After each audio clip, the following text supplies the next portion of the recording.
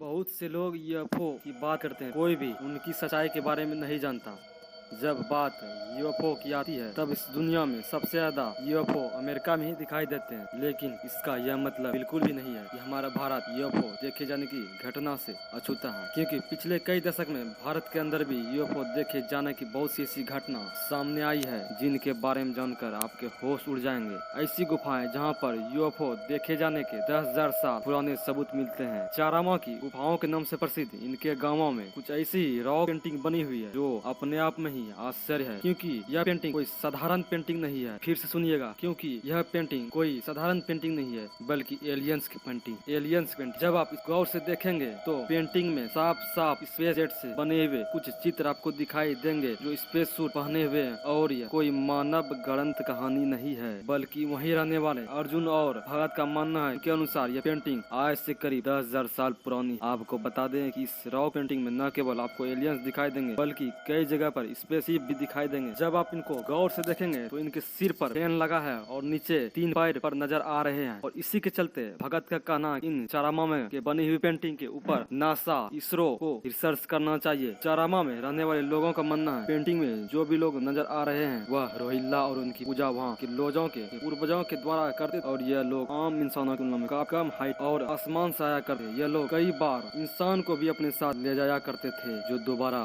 कभी वापस लौट कर नहीं आते थे। युवकों के देखे जाने की अगली घटना कोलकाता नाइट राइडर्स यूएफओ के देखे जाने की अगली घटना कोलकाता के ईस्टर्न मेट्रोपॉलिटन बाईपास की है जो 29 अक्टूबर 2007 की है। दरअसल 3 बजकर जब सभी मानव अपने घरों में सो रहे थे, उसी वक्त 3:40 पर 1000 से भी ज्यादा लोगों ने एक अजीब से ऑब्जेक्ट को आसमान में चमकते हुए देखा, जो सबसे पहले तब यह वर्गाकार शेप में था, लेकिन देखते ही देखते यह जब ऑब्जेक्ट ट्रायंगल शेप में बदल गया, उसके बाद रेक्टेंगल, और फिर यह तो एक सीधी लाइन में बदल गया। पहले तो लोगों को भ्रम हुआ, लेकिन जब यह अपना रंग बदलने लगा सब लोगों को समझ में आ गया यह कोई बादल नहीं बल्कि यूएफओ। पर जब इस वीडियो को टीवी पर चलाया गया और डॉक्टर देवी प्रसाद तिवारी दिखाया गया तब उन्होंने इसे यूएफओ मानने से इनकार कर दिया और वीनस प्लैनेट बताकर बात टाल। लेकिन आपका इस विषय में क्या कहना है कमेंट सेक्शन में जरूर बताएं। हम आपके वीडियो के जरिए आपको बहुत सारी जानकारी देते जा रहे हैं। हमने आपको शुरुआत में ही बताया था भारत कई दशकों से यूएफओ जाने की घटना दर्ज कर रहा है, जिनमें यह घटना 15 मार्च सुबह की है जो की दिल्ली फ्लाई क्लब में हुई थी। दरअसल इसके अंदर बैठे चीफ इंजीनियर एंड असिस्टेंट ने आसमान में एक अजीब से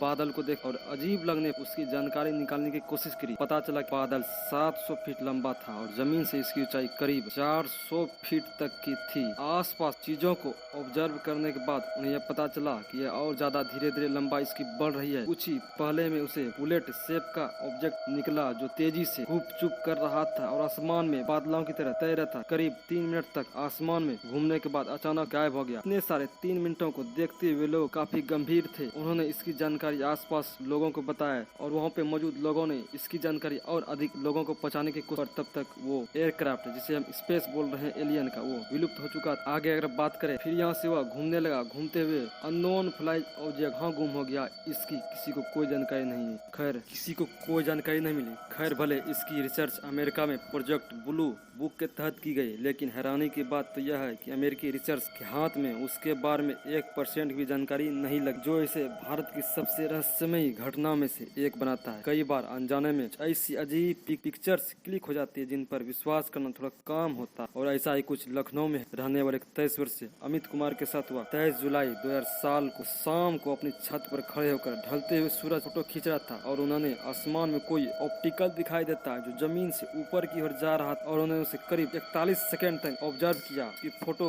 शूट की व्यक्ति दे रहा 41 सेकंड तक फोटो कैप्चर किया गया, फिर अचानक वो कहाँ गायब हो गया। बता दें यह पहली बार नहीं हो रहा बल्कि इस तरह के ऑब्जेक्ट को देखने का मामला 2013 में रहने वाले केरल के एक व्यक्ति ने बताया कि जब आर्मी ऑफिसर ने देखा था वह बीच के किनारे घूम रहे थे, तब उन्होंने वहाँ एक फोटो खिंचाने की सोची। आप स्वयं ही स्क्रीन पर देख सकते हैं जिसमें साफ साफ कार के ऊपर आसमान में एक युवक। इन सभी घटनाओं के अलावा एक घटना 2013 में ऋषिकेश में हुई थी और इस घटना में एक व्यक्ति ने आसमान में यूएफओ को देखने का दावा किया था और और उसमें यह भी बताया गया था कि जब आसमान में घने बादल मौजूद थे, तेजी से गड़गड़ घन घन की आवाज आ रही, तब वह उन बादलों का वीडियो बना रहा था। लेकिन अचानक उसके मन में क्या गुंजी कि एक गांव से एक तरफा से यूएफओ को उसने कैद कर लिया आसमान में देखते हुए। लेकिन जब उस आदमी ने इसका दावा किया तब इस वीडियो को जरा हाल ही में सालों पहले की घटना 7 जून 2018 को घटी। यह घटना कोई आम घटना नहीं थी, बल्कि इस घटना का गवाह पीएम हाउस से जुड़े और भी कई तरह के व्यक्ति थे। कुछ एक अमित नाम का व्यक्ति जिसने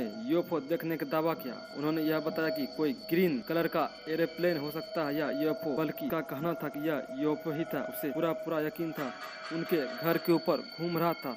पर अगर आप सोच रहे हैं कि शायद यह एसपीजी कमांडो की आंखों का धोखा था, तो ऐसा बिल्कुल भी नहीं है, क्योंकि यूएफओ को न केवल एसपीजी गार्ड ने बल्कि वहां मौजूद कुछ अन्य लोगों के द्वारा और आसपास के इलाकों में रहने वाले लोगों के द्वारा भी देखा गया था। हालांकि पीएमओ ऑफिस से लगभग 2 किलोमीटर की दूरी तक प्लेन और ड्रोन को उड़ाने की इजाजत नहीं है, और ऐसे में पीएम हाउस के ऊपर से उड़ती यह चीज कौन थी, क्या थी, इसके बारे में कोई कुछ नहीं जानता था, जिस वजह से यह एक रहस्य बन गया। आपको इनमें से कौन सी घटना सबसे रहस्यमय लगी, मैं कमेंट करके जरूर बताएं। अगर आपको वीडियो पसंद आया तो लाइक करें, अपने दोस्तों के साथ शेयर करें और सब्सक्राइब जरूर करें। थैंक्स।